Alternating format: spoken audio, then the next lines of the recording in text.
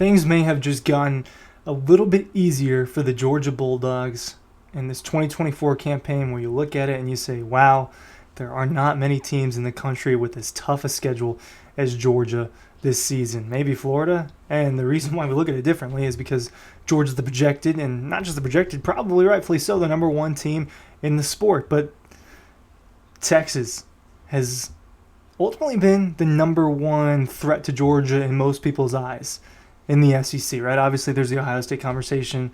That's a little bit different. Maybe it's Oregon, maybe it's Michigan. Whoever you think the best team coming out of the Big Ten is going to be is probably going to be Ohio State.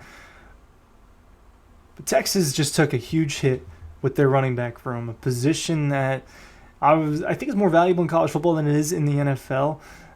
I think that Texas is going through a lot of transition in its offense, and losing your number one and your number two backs for the season is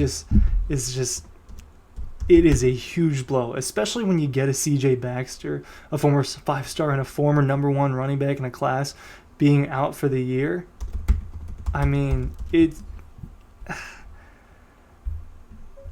a tough blow for the Longhorns, right? They already have to deal with replacing the production of NFL players, now NFL players like Xavier Worthy and A.D. Mitchell, a former Georgia player, but lost some of their best defensive talent.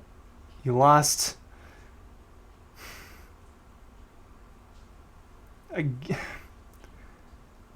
I know that they went out and got Isaiah Bond. I know that they went out and they got Amari Nalbeck. I do think that they have solid skill position guys.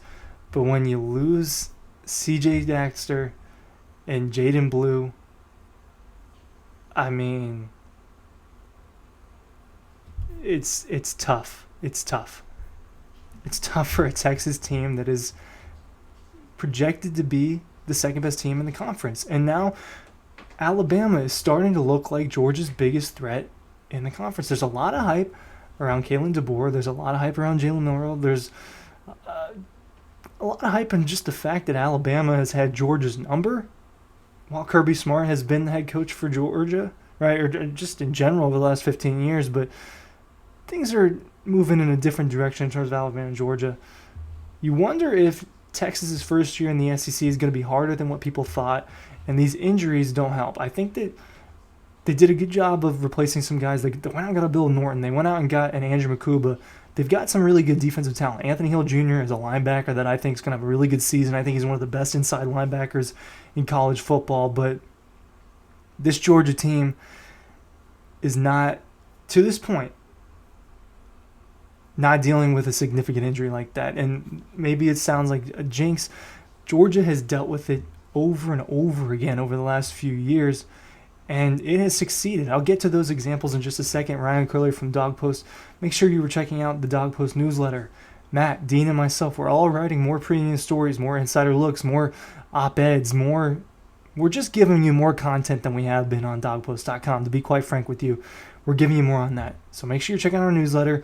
All right, we try to put that out at least almost every day. You get that in your inbox, whether it's breaking news, just content. You're getting a message with all the Georgia football content. You don't have to go looking for it. We're delivering it to you. That's what you get at the Dawg Post newsletter. If you haven't signed up, I'm linking it down below. I'll also link our $1 deal. Just go to the website and check it out. Click on a story, and you'll see, hey, I can get all this for $1 until the Alabama game. That's a hell of a deal. That is a hell of a deal, right? We're pushing out more content. We push out more insider content on the website than we do on here. It's just the way that things go with this business.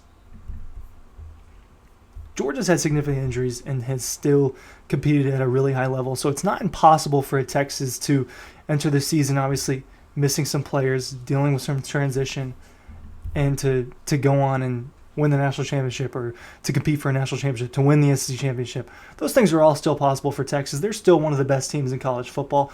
They're still one of Georgia's toughest games, but it's starting to look like that Alabama game might be the biggest challenge for the Dogs. I just want to let you guys know, and I think that you probably do know, I've been fading Texas just a little bit. Even before these injuries, I've been fading Texas just a little bit.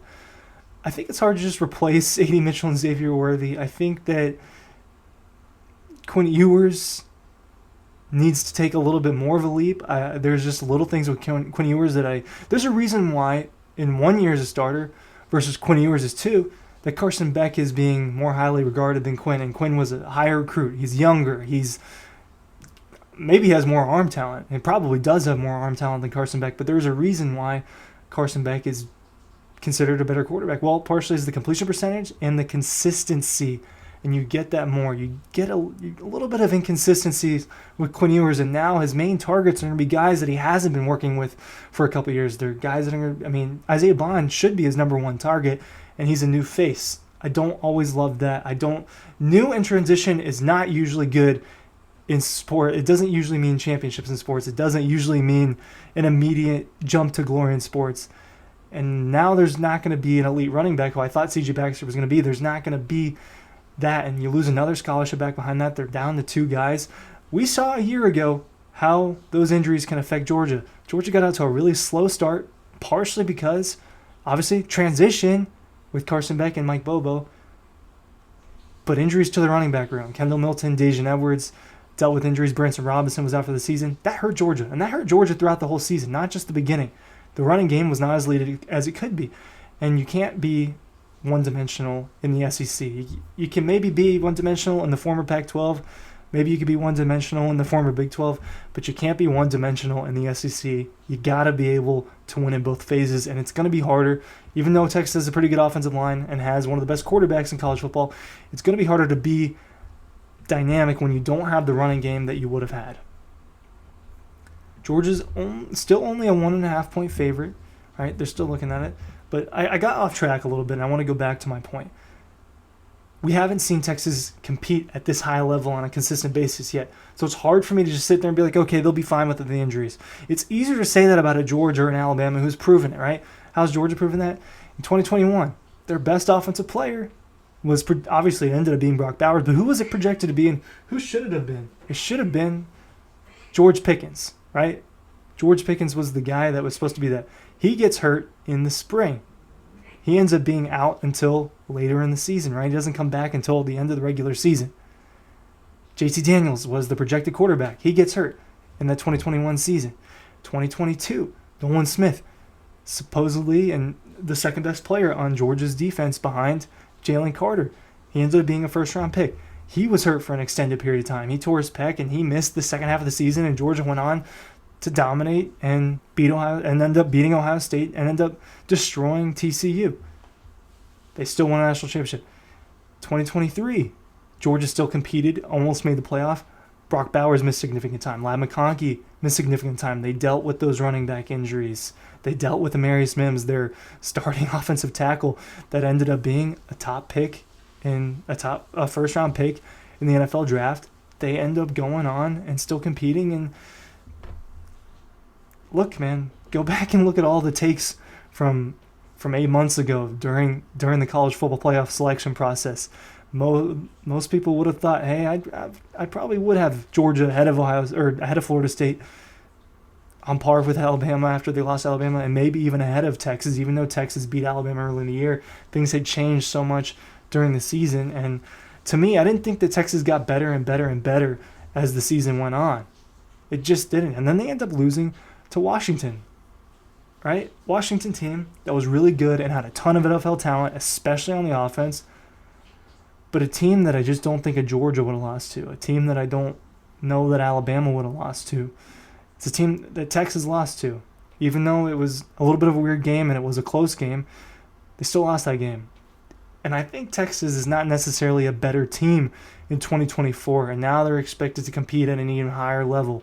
Part of that is the name brand, part of that is the recruiting, and you've got a big name in Steve Sarkisian, but I just don't think that they're quite as good. And that's still an SEC contender. That's still a college football playoff contender. But even if they take a little bit of a step back, I don't think this Georgia team is taking a step back from 2023. So I think the path gets a little bit easier. This video ended up being a lot about Texas, and I meant it to be a lot about Texas. But you start to look around and you say, well, what if Ole Miss is a little bit better than what we're giving them credit for? That offense looks like it's going to be really good, and they finally got some stars on defense. You look at Alabama, and you look at the hype that Kalen DeBoer is getting. Should we be buying that hype, right?